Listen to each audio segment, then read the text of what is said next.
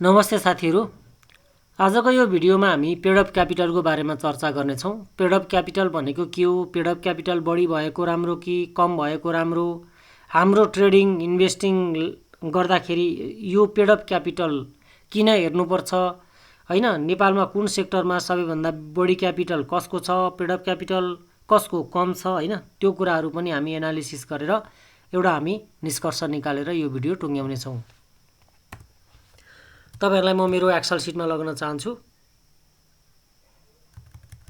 Okay, यो paid of क्यापिटलको परिचयबाटै सुरु गरौँ। पहिला सुरुमा पेड अफ क्यापिटल भनेको चाहिँ के हो भन्दा लगानीकर्ताले कम्पनीमा लगाएको पैसालाई पेड अफ क्यापिटल भनिन्छ, चुक्ता पुँजी भन्छ नेपालीमा। यो ब्यालेन्स सिटको लिएबिलिटी साइडमा देखिन्छ है। किन लिएबिलिटी साइडमा देखिन्छ भन्दा लगानीकर्तासँग पैसा लिइसकेपछि लगानीकर्ताप्रति कम्पनीको दायित्व सिर्जना हुन्छ। त्यो कारणले गर्दाखेरि त्यो लगानीकर्तालाई रिटर्न दिनुपर्छ। अनि पेड अफ क्यापिटल धेरै छ भनेपछि उसले चाहिँ अलिकति बिजनेस एक्सपान्ड गरेको छ भन्ने अर्थ लाग्छ, त्यो कम्पनी ठुलो हो, त्यसको बिजनेस लार्ज छ भन्ने अर्थ लाग्छ। पेड अफ क्यापिटल सानो छ, थोरै छ भनेपछि त्यसको बिजनेसको घेरा सीमित छ भन्ने एउटा हामीले सुरुवाती पर्सेप्सन बनाउन सक्छौँ। अनि पेड अफ क्यापिटल घट्ने बढ्ने भइरहेको छ। घट्ने चाहिँ त्यति हुँदैन, अब घटाउनको लागि बढाउन भन्दा अलिकति गाह्रो छ हैन। अब बढाउने नै कुरा गरौँ किनकि हाम्रो सन्दर्भ पनि त्यही हो। पेड अफ क्यापिटल तपाईको लगानीकर्तासँग थप पैसा लिएर तपाईको पेड अफ क्यापिटल बढ्न सक्छ। जस्तै उदाहरणको लागि बोनस सेयर वितरणपछि पेड अफ क्यापिटल बढ्छ, किनभने हाम्रो पैसा कम्पनीले नाफा गर्यो, त्यो पैसा नाफा उसैले राख्यो, कम्पनीले नै राख्यो भनेपछि हामीलाई चाहिँ उसले इक्विटी बढाइदिन्छ, त्योबाट पेड अफ क्यापिटल बढ्छ। राइट सेयर जारी गर्छ, फर्दर पब्लिक अफरिङ गर्छ अथवा चाहिँ अर्को कम्पनीसँग मर्ज गर्छ हैन। यो तरिकाबाट चाहिँ पेड अफ क्यापिटल बढाउने काम हुन्छ है। अब पेड अफ क्यापिटल बढाउनको लागि अब सबैभन्दा प्रचलित माध्यम भनेको चाहिँ यो अहिले राइट सेयर र बोनस सेयर हो। त्यो भएपछि पेड अफ क्यापिटल बढ्छ। अब पेड अफ क्यापिटल धेरै भएको राम्रो कि थोरै भएको राम्रो, मैले तपाईहरुलाई बताउनु पर्दा चाहिँ त्यो एउटा निश्चित वाञ्छित सीमामा रहनुपर्छ। लगानीकर्तासँग पैसा चाहिँ लिइराख्ने तर त्यो लगानीकर्ताबाट लिएको पैसाको रिटर्न चाहिँ नदिने। सिधा भन्नुपर्दा पेड अफ क्यापिटल चाहिँ बढेको बढै गर्ने अनि इपिएस चाहिँ तपाईको जस्ताको तस्तै रहने। जस्ताको तस्तै रहेसम्म त त्यो बिजनेस बढेकै मानिन्छ। पेड अफ क्यापिटल बढ्ने, इपिएस चाहिँ घट्ने सिर्जना हुने गरी चाहिँ तपाईको पेड अफ बढ्नु राम्रो होइन। हामीसँग त्यसको रिटर्न अन इक्विटी धेरै राम्रो हुनुपर्छ के। हामीसँग यदि पैसा ल्याछ भने 1 रुपैयाँ ल्याछ भने उसले कमाउनु पर्यो 0.16 रुपैयाँ त कमसेकम कमाउनु पर्यो, 0.15 त कमसेकम कमाउनु पर्यो। त्यो भनेको चाहिँ रिटर्न अन इक्विटीको हिसाबले 15-16% हुन्छ। भनेपछि हामीसँग पैसा चाहिँ लिने तर तपाईको चाहिँ त्यो पैसालाई सही सदुपयोग गरेन भने त्यो पेड अफ क्यापिटलले नकारात्मक अवस्था सिर्जना गर्छ। अनि कम भएको राम्रो कि नराम्रो भन्ने कुरा पनि छ। पेड अफ क्यापिटल कम हुनु भनेको बिजनेस एक्सपान्ड नहुनु हो भन्ने अर्थले पेड अफ क्यापिटल तपाईको अलिकति बिजनेसमा आक्रामक छैन, बिजनेस एक्सपान्ड गर्न डराउँछ भन्ने अर्थ लाग्छ। त्यही भएर धेरै डराउनु पनि हुँदैन हैन। त्यो भएको हुनाले अब कम भएपछि एक्जिस्टिङ लगानीकर्ताहरूलाई चाहिँ ठिकै हो, जस्तो जो अलरेडी लगानी गरिराख्नु भएको छ नि उहाँहरूलाई चाहिँ यो तपाईको पेड अफ क्यापिटल नबढेको राम्रो, किनकि तपाईको पेड अफ बढ्नु भनेको चाहिँ अंशियार बढ्नु हो के। जस्तै कुनै बाका 4 जना छोराहरू थिए, उसको 100 रुपैयाँ सम्पत्ति थियो भनेपछि सबैले 25-25 रुपैयाँ पाए। तर अर्को कुनै परिवारमा 8 जना छोराहरू छन् भने उनीहरूले त कति पाए, 12.5 रुपैयाँ मात्रै पाए। सम्पत्ति दुईटै परिवारको 100 रुपैयाँ हो तर एउटाको चाहिँ तपाईको कति भयो त 8 रुपैयाँ एकजनाको सम्पत्तिमा भाग आयो, अर्कोको चाहिँ 12.5 मात्रै आयो समान सम्पत्तिमा पनि हो। पेड अफ क्यापिटल तपाईको धेरै हुनु भनेको यो अंश घट्नु पनि हो। ल अब तपाईको कस्तो कम्पनीहरुमा चाहिँ लगानीकर्ताहरुमा अब यो स्टकमा भोलाटिलिटी बढी देखिन्छ भन्दा यो पेड अफ क्यापिटल कम भएको जो छ नि त्यसको चाहिँ प्राइस अलिकति बढी भएको हुन्छ, किनभने पेड अफ क्यापिटल थोरै भएपछि त्यो सङ्ख्या थोरै भयो, सङ्ख्या थोरै भएपछि त्यसको सप्लाई कम हुन्छ, सप्लाई कम हुने बित्तिकै तपाईँको चाहिँ जति डिमान्ड आए पनि त्यो डिमान्ड हाई नै देखिन्छ र त्यो चाहिँ प्राइस बढ्न जान्छ। लघु वित्तहरूको पेड अफ क्यापिटल थोरै हुन्छ होइन, त्यही भएर अलिकति प्राइस हाई छ नि त। अनि पेड अफ क्यापिटल थोरै हुन्छ डिभिडेन्ड पनि राम्रो दिन सक्छ के होइन, डिभिडेन्ड पनि राम्रो दिँदाखेरि यसै पनि प्राइस हाई हुन्छ। यो दुईटा कारणले गर्दा पेड अफ क्यापिटल लो भएकोको चाहिँ प्राइस हाई हुने देखिन्छ। अनि बजारमा अलिकति पेड अफ क्यापिटल थोरै भएको कम्पनीहरूमा चाहिँ निश्चित ग्रुपहरूले त्यसलाई हल्लाउन सक्छ, आफू अनुकूल प्राइस निर्धारण गर्न सक्छ, कर्नरिङ हुने चान्सेस धेरै हुन्छ। त्यो भएको हुनाले पेड अफ क्यापिटल थोरै भएको स्टक्सहरूमा खेल्नु अलिकति जोखिमपूर्ण काम हो। जस्तै उदाहरणको लागि कमर्सियल ब्याङ्कको पेड अफ क्यापिटल धेरै छ, प्राइस तपाईँले देखिहाल्नुहुन्छ, यहाँ मेरो स्क्रिन अगाडि नै एलटिपी छ होइन, पेड अफ क्यापिटल पनि देखिरहनु भएको छ, 10 अर्बभन्दा कम त थोरैको मात्रै छ है। यस्तो कन्डिसनमा हामीले चाहिँ अब अलिकति पेड अफ क्यापिटल धेरै भएको कम्पनीहरूमा चाहिँ तपाईँको अलिकति सेफ्टी बढी हुने, त्यसमा चाहिँ अब आर्टिफिसियल प्राइस चाहिँ अलिकति कम हुन्छ, अनि पेड अफ क्यापिटल लो भएकोमा चाहिँ अलिकति निश्चित ग्रुपहरूले चाहिँ तपाईँको चलाउन सक्छ भनेर भनिन्छ। अनि अर्को चाहिँ पेड अफ क्यापिटल यदि कम छ भने त्यसले बोनस सेयर दिने चान्सेस धेरै हुन्छ।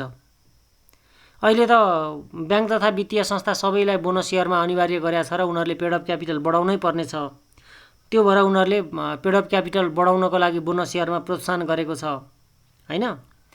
अनि बोनस अब यसमा पनि यदि एकदम थोरै पेड अफ छ भने उनीहरूले चाहिँ बोनस सेयर दिएर चाहिँ तपाईँको पेड अफ क्यापिटल बढाउने चान्सेस धेरै हुन्छ। हामीलाई क्यास र बोनस सेयर कुन दिन्छ भन्ने सन्दर्भमा तपाईँले रोज्नुपर्दा त बोनस सेयरै रोज्नुहुन्छ। त्यही भएर बोनस सेयर यसको टार्गेटले यदि लिने हो भने ब्याङ्क तथा वित्तीय संस्था लिनु पर्यो, त्यो पनि पेड अफ क्यापिटल लो भएको लिनुभयो भने त्यसमा बोनसको चान्सेस धेरै हुन्छ। ल यो अब अर्को बोनस यो पेड अफ क्यापिटल धेरै भयो भने उसको बिजनेस चाहिँ एउटा पोइन्टमा त स्याचुरेटेड पोइन्टमा पुग्छ नि त, एउटा पोइन्टमा त उसले पेड अफ बढाउनै नसक्ने स्थिति नै हुनसक्छ।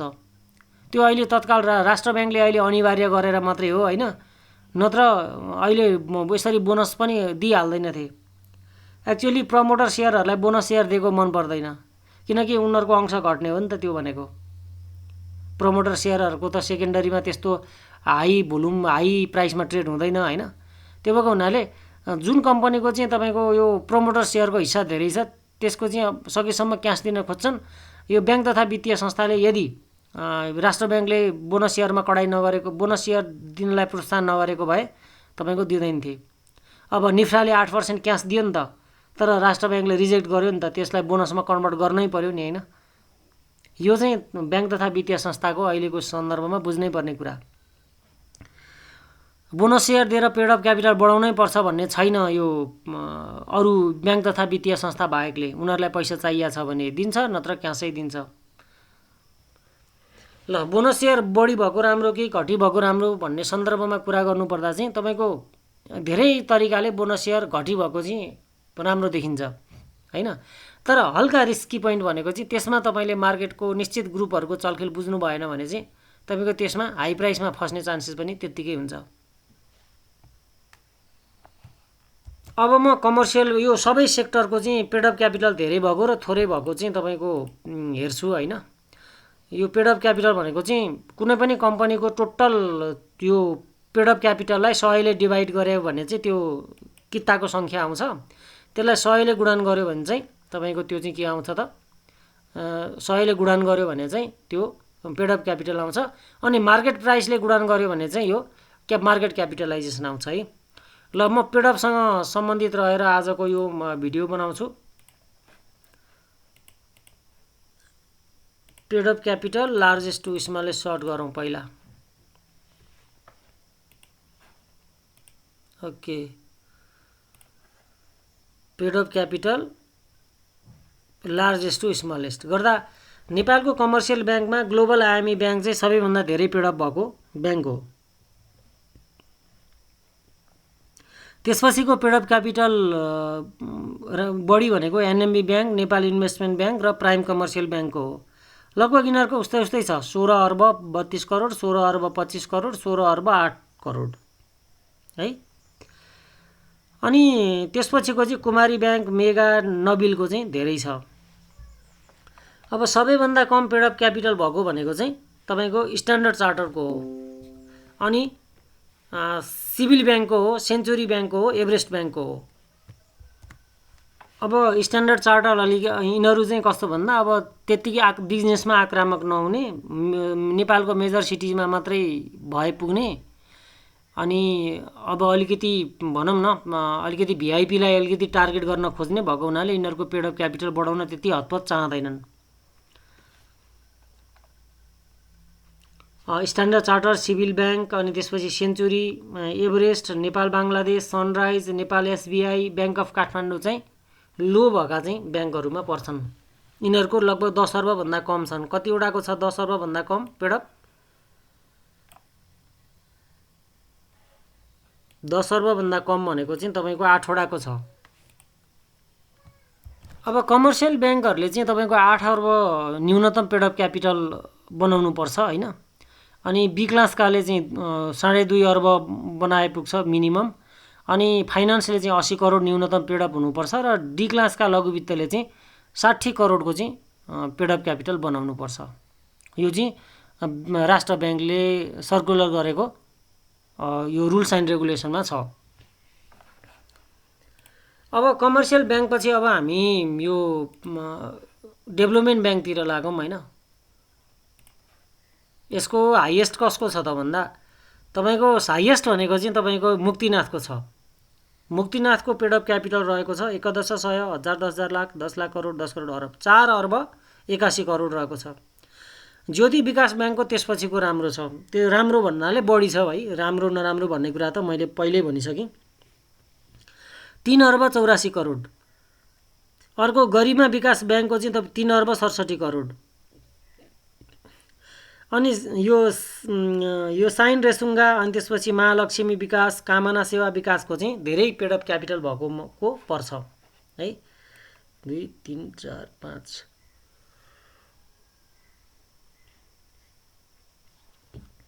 लगभग कति 7 वटा डेभलपमेन्ट ब्याङ्कको चाहिँ तपाईँको 3 अर्बभन्दा माथि छ।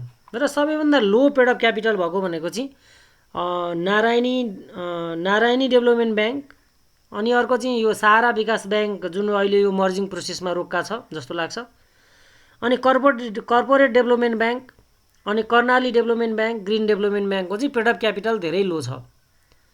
अब मैले अघि नै भनिहालेँ होइन, यसमा अब तपाईँले सेकेन्डरीमा प्राइस हेर्नुहुन्छ भने नेपाल सबैभन्दा धेरै हाइएस्ट प्राइस भनेको चाहिँ तपाईँको लो पेडअप क्यापिटल भएको छ कमर्सियल ब्याङ्कमा। हेर्नुहोस् न यी ल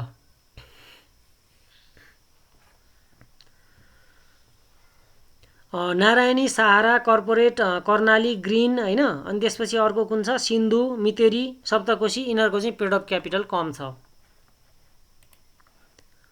अब फाइनेन्सतिर जाउँ।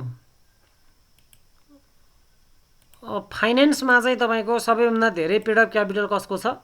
आइसिएफसीको छ। अनि मञ्जुश्रीको त्यसपछिको धेरै पेडअप छ। पोखरा फाइनेन्सको त्यसपछिको धेरै छ। क्यापिटल मर्चेन्ट ब्याङ्किङ एन्ड फाइनेन्सको छ। अनि रिलायन्स फाइनेन्सको छ। अनि श्री इन्भेस्टमेन्टको छ है। यिनीहरूको चाहिँ 1 अर्ब क्यापिटल भएको भनेको चाहिँ आइसिएफसीकै हो। 100 करोड नआएको भनेको आइसिएफसीकै हो, नत्र अर्को 96 करोड 53,94,900 छ मञ्जुश्रीको। अब एकदमै थोरै तपाईँको पेडअप क्यापिटल भनेको चाहिँ यो क्रिस्टलको हो, मल्टिपर्पजको हो होइन।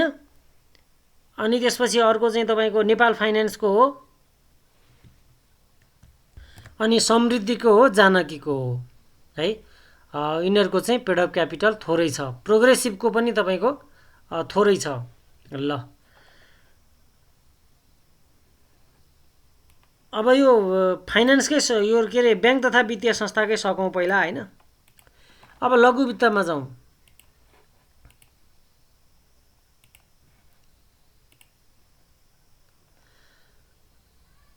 लघु वित्तमा तपाईँको लार्जेस्ट छिमेक लघु वित्तको हो।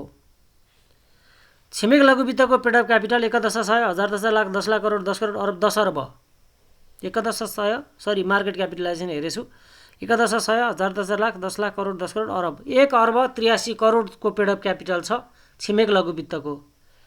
अर्को चाहिँ तपाईँको जीवन विकास लघु वित्तको पेड अफ क्यापिटल पनि सेकेन्ड लार्जेस्टमा पर्छ है। यो लार्जेस्ट स्मलेस्ट सरी छिमेक पछिको चाहिँ यहाँ सर्ट गर्दा मिलेन छ। एनआइसी एसिया लघु वित्तको चाहिँ तपाईँको 1 अर्ब 73 करोड छ। अर्को निर्धन उत्थानको 1 अर्ब 69 करोड छ। डिप्रोक्सको तपाईँको 1 अर्ब तपाईँको 38 करोड छ। साना किसान आरएमडिसी अनि त्यसपछि मेरो माइक्रो फाइनेन्सको पनि 1 अर्बभन्दा बढी माथि छ। सबैभन्दा लोएस्ट पेड अफ क्यापिटल भएको भनेको चाहिँ घोडीघोडा लघु वित्त, नेपाल सेवा लघु वित्त, नेपाल आर्गो लघु वित्त, सपोर्ट लघु वित्त, स्वाभिमान होइन, अनि त्यसपछि गुराँस लघु वित्त, आँधीखोला लघु वित्तको पेड अफ क्यापिटल थोरै रहेको छ। ल यिनीहरूले एनआरबीको रुल्स मिट गर्न पनि अझै पेड अफ क्यापिटल बढाउनु पर्ने रहेछ।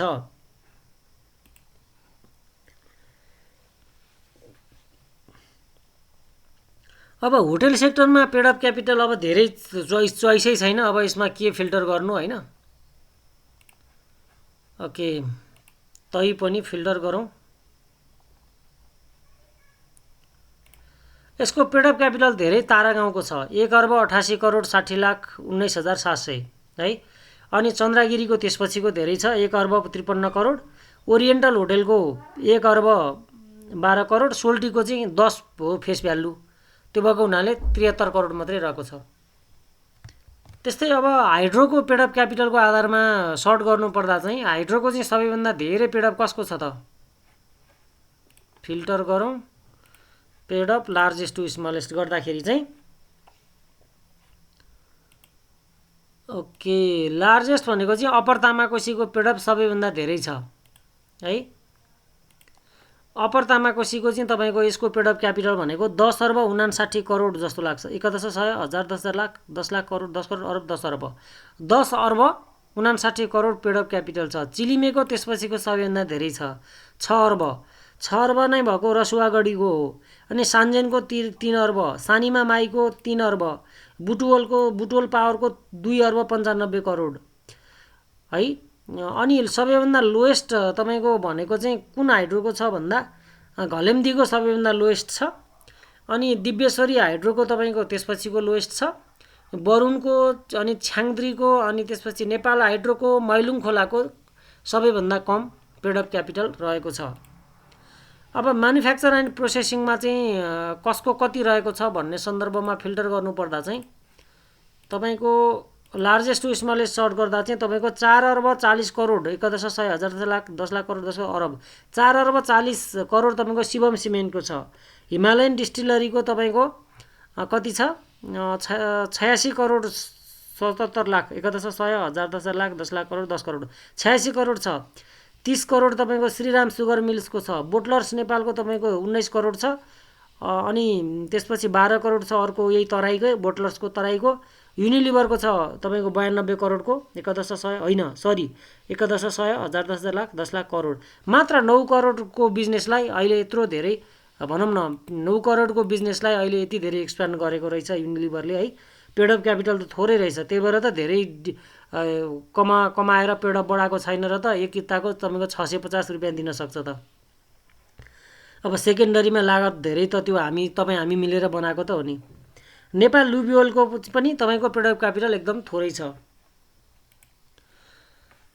अब म्युचुअल फन्डको कुरा गर्नुपर्दा चाहिँ म्युचुअल फन्डको चाहिँ तपाईँको पेड अफ क्यापिटल सबैभन्दा लार्जेस्ट ठुलो भनेको चाहिँ सिद्धार्थ इक्विटीको हो। सिद्धार्थ इक्विटी र नबिल समृद्धि फन्ड दुईटैको बराबर छ है। 11,100 हजार 10 लाख 10 लाख करोड 10 करोड अरब 1 अर्ब 50 करोड है। 1 अर्ब 50 करोडको दुईटै छ। अनि Sanima equity, Nabil equity fund, Laxmi equity फन्डको नि तपाईँको छ। ओके, अब अर्को सेक्टर लाइफ इन्सुरेन्स र नन लाइफ सेक्टर छ। यसको टोटल पेडअप क्यापिटल तपाईँको लाइफ इन्सुरेन्समा सबैभन्दा धेरै पेडअप भएको भनेको नेपाल लाइफ इन्सुरेन्स हो, 7 अर्ब 19 करोड। नेसनल लाइफको 3 अर्ब 39 करोड। अब बिजनेस एक्सपान्डको हिसाबले भन्ने हो भने यो एनएलआइसीसँग अझै धेरै बाँकी छ टक्कर लिन अरूले। प्राइम लाइफ, सूर्य लाइफको पनि पेडअप क्यापिटल धेरै छ। अनि त्यसपछि लाइफ इन्सुरेन्स कर्पोरेसन एलआइसिएन जिएलआईको पनि धेरै पेडअप क्यापिटल छ। अनि यो गुराँस, प्रभु अनि सानीमाको चाहिँ कम छ। अब नन लाइफमा तपाईँको हेर्नुहुन्छ भने चाहिँ कुनको धेरै छ भन्दा फिल्टर गरौँ। लार्जेस्ट पेडअप भनेको चाहिँ तपाईँको शिखरको छ, त्यसपछि निक्कोको छ, अनि नेपाल इन्सुरेन्सको छ, एनएलजीको छ। त्यस्तै कम चाहिँ तपाईँको आरबिसिएलको छ, सबैभन्दा महँगो पनि यही हो होइन, अजोडको छ, अनि सानीमा जनरलको छ। ल अब अदर सेक्टरमा चाहिँ जम्मा 2टा छ होइन, 11 100 1000 10 लाख 10 लाख करोड 10 करोड 10 अर्ब 15 अर्बको एनटिसी र तपाईँको 10 अर्बको एनआरआइसी अदर सेक्टरमा। अब ट्रेडिङभित्र पनि जम्मा 2टा मात्रै छ। विशाल बजारको त जम्मा कति 5 करोड मात्रै छ, 11 100 1000 10 लाख 10 लाख करोड 5 करोड मात्रै छ। अनि साल ट्रेडिङको चाहिँ तपाईँको 11 100 1000 10 लाख 10 लाख करोड 10 करोड 23 करोड रहेको छ। ल यति नै हो होइन। अब निष्कर्षमा म तपाईँहरूलाई यही भन्न चाहन्छु कि पेडअप क्यापिटल थोरै भएकोमा ट्रेड गर्न एकदम राम्रो हुन्छ, इन्भेस्टिङ गर्न पनि राम्रो हुन्छ। तर त्यो पेडअप क्यापिटल थोरै भएको पनि एकदमै करेक्सन आएको बेलामा मात्रै तपाईँले उठाउन जरुरी छ। अनि धेरै पेडअप क्यापिटल भएको चाहिँ तपाईँको अलिकति सेफ्टी, तपाईँको एकदम त्यो भनौँ न आर्टिफिसियल मूल्य नहुने, कर्नरिङको सम्भावना कम, तर चाहिँ डिभिडेन्ड क्षमता चाहिँ अलिकति पेडअप क्यापिटल धेरै भएको कमै हुन्छ है। त्यो भएर त कमर्सियल ब्याङ्कहरूको प्राइस हेर्नु 400-500मा झुमिराखेका छन् होइन, पेडअप क्यापिटल धेरै छ। तर चाहिँ लघु वित्तको पेडअप क्यापिटल थोरै देखियो। तिनीहरूको चाहिँ अब के हुन्छ, त्यो थोरै भएको हुनाले तिनीहरूको प्राइस चाहिँ अलिक हाई हुन्छ, डिभिडेन्ड क्षमता पनि धेरै हुन्छ। यो अनुसार तपाईँले लगानी गर्नुहोला। पेडअप क्यापिटल थोरै हेर्नु, तर अल टाइम हाईमा नफस्नु। अनि त्यसको फन्डामेन्टल पनि हेर्नु, किनकि फन्डामेन्टल जस्तो होस् पेडअप क्यापिटल थोरै छ भने त्यसको प्राइस माथि पुगेको सम्भावना धेरै हुन्छ। फन्डामेन्टल पनि हेर्नु, पेडअप क्यापिटल थोरै पनि हेर्नु, र करेक्सन भएको बेला पनि हेर्नु। यी 3टै कुरा हेरेर तपाईँको लिनुभयो भने एकदम फाइदा हुन्छ। हस्, यो भिडियो यति नै। अब अर्को भिडियोमा तपाईँहरू समक्ष फेरि भेट्छु। यो भिडियो उपयोगी लाग्यो होला भन्ने तपाईँ सुझावसहित अर्को उपयोगी लाग्यो होला भन्ने अपेक्षासहित अर्को भिडियोमा फेरि भेट्छु। धन्यवाद।